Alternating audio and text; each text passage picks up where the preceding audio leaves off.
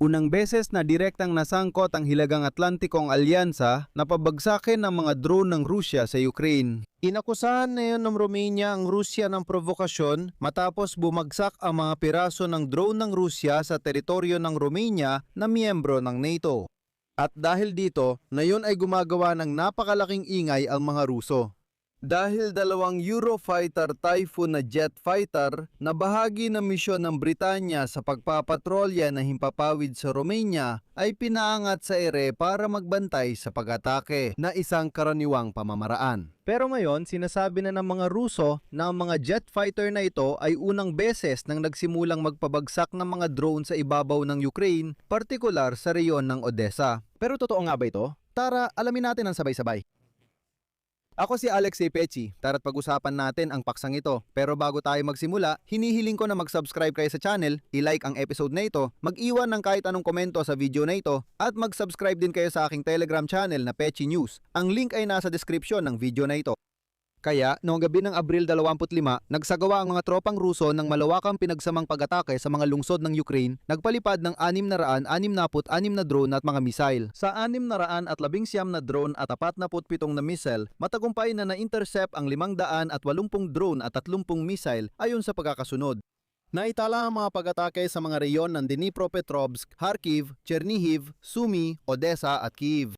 Inihayag ni President Volodymyr Zelensky ng Ukraine na nagpatuloy ang pag-atake ng Russia magdamag at may nasugatan sa Odessa at Kharkiv. Narito ang CP. Walang pagbabago sa taktika ng mga Ruso, mga pandigmang drone, mga cruise missile, napakaraming missile at napakaraming sandatang balistiko. Kadalasang target ay infrastruktura sa mga lungsod. Nasira ang mga tirahang bahay, infrastruktura ng enerhiya at mga negosyo. Pero sa gabing yon, may nangyaring kakaiba. Sa timok silangang lungsod ng Galat sa Romania, natagpuan ang mga labi ng drone matapos ang pag-atakeng panghimpapawid ng Russia sa Ukraine. Dahil sa pagbagsak ng mga labi, nasira ang poste ng kuryente at ang isang bahagi ng bahay. Walang nasaktan. Ito ay ayon sa pahayag ng Ministry ng Depensa ng Romania. At dito mahalagang banggitin na ang Romania, isang bansang kasapi ng NATO at ng European Union, ay may 650 kilometrong hangganang lupa kasama ang Ukraine. Paulit-ulit nang nilabag ng mga Russian drone ang himpapawid ng Romania habang isinasagawa ang mga pag-atakeng panghimpapawid sa Ukraine. Kahit bumagsak na dati ang mga piraso ng drone sa Romania, ngayong Sabado lang unang may nasirang ari-arian. Naglabas ng pahayag ang kagawaran ng Tanggulang Pambansa ng Romania, CP. Mariing kinokondena ng kagawaran ng Tanggulang Pambansa ng Romania ang iresponsableng mga kilos ng Russian Federation at binibigyang diin na ito ay nagdudulot ng panibagong hamon sa seguridad at katatagan ng reyon sa Black Sea. Ipinapakita ng insidenteng ito ang pagpapabaya ng Russian Federation sa pandaigdigang batas at nagbabanta hindi lang sa seguridad ng mga Romanian kundi pati sa kolektibong seguridad. Ipinatawad ang embahador ng Russia sa Bucharest ng kagawaran ng ugnayang panlabas ng Romania dahil sa paglabag sa himpapawid ng bansa. Tinawag ni Oana Tsoy ng Romania na irresponsable ang mga kilos ng Russia.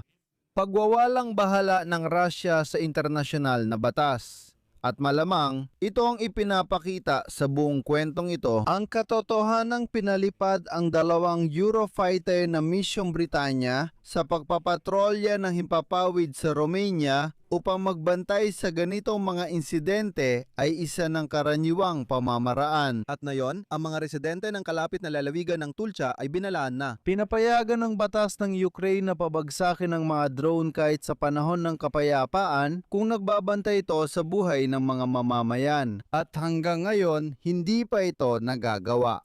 At pagkatapos ng pag-atake sa gabi, noong gabi ng ika-25 ng Abril, nagsimulang magpahayag ang mga Ruso na noong gabi habang inaatake ng mga drone ang reyon ng Odessa sa Ukraine, dalawang fighter jet ang nagpapatunay ng pagpapabaya ng Russian Federation. Naitala ng mga piloto ang isang Russian na drone. Lumabag ito sa internasyonal na batas at banta sa seguridad ng Romania. Piniyagan silang umatake sa mga target at ngayon nanganganib ang seguridad dahil sa mga Ruso. Ang mga insidente ay nagpapakita ng pagpapabaya ng Russian Federation sa internasyonal na batas. At may ilang maiinit ang ulo. Sa Russia, may mga nananawagan na palakasin ang seguridad ng Romania o palakasin ang presensya ng Russia sa Transnistria dahil sinasabi nilang may banta na ngayon mula sa kalapit na Romania laban sa Russia. Matagal nang sira ang lohika sa Russia, pati na rin ang kolektibong seguridad. Sa tingin nila, kung pinabagsak ng Romania ang drone nila sa teritoryo ng Ukraine, sumali na ang Romania sa digmaan. Ganyan ang lohika nila. Ito ang ministro ng depensa ng Romania. Nangyari ang mga insidente noong Biyernes, Abril 24 bago ang mismong pag-atake sa gabi. Ipinahayag niya ang pagwawalang bahala ng Russian Federation sa internasyonal na batas at nagsasabing banta ito hindi lang sa seguridad ng mga mamamayang Romanian kundi pati na rin sa kolektibong seguridad. Ang sistemang MEROPS na binuo ng Amerikanong kumpanyang Project Eagle ay makakatulong laban sa mga banta ng drone sa kahabaan ng Ilog Danube. At ang Poland, siya nga pala, ay gumagamit na ng sistemang ito sa silangang bahagi ng NATO.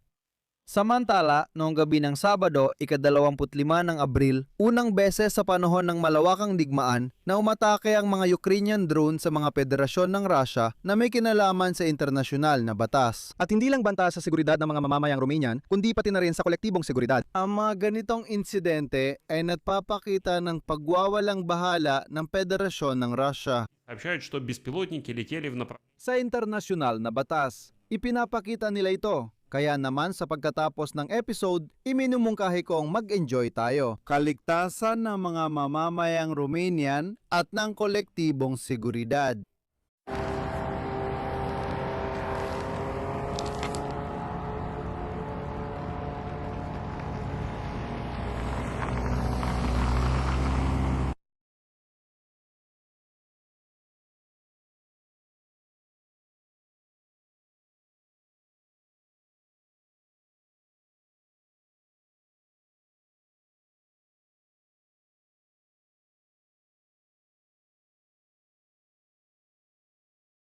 Meron tayong drone.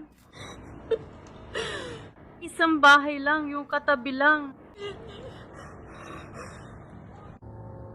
May isa pang drone na nasa ere. Grabe! At ganoon din kalaki si Ramil. Papunta kay Чувакуши.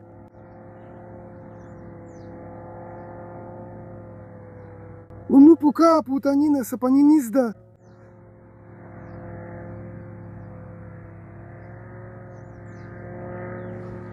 Oh, nasa ibabaw natin mismo ito.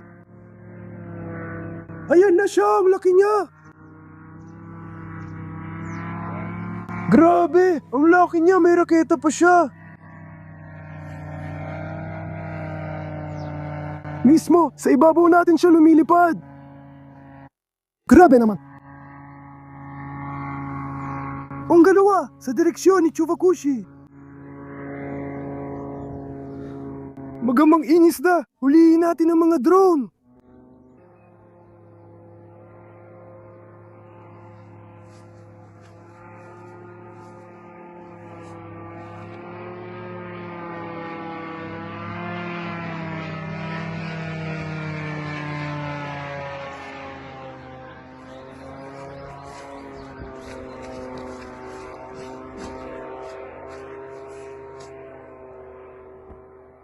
Lumipat na si Чуваkushi.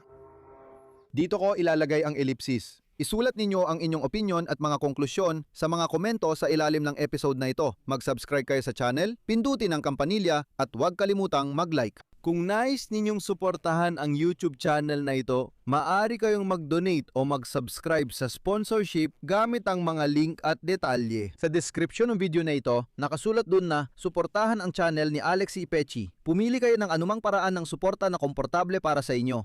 Magpapasalamat ako sa anumang suporta na ibibigay ninyo sa channel na ito. Iyon lang po, ingatan ninyo ang inyong sarili. Paalam sa lahat.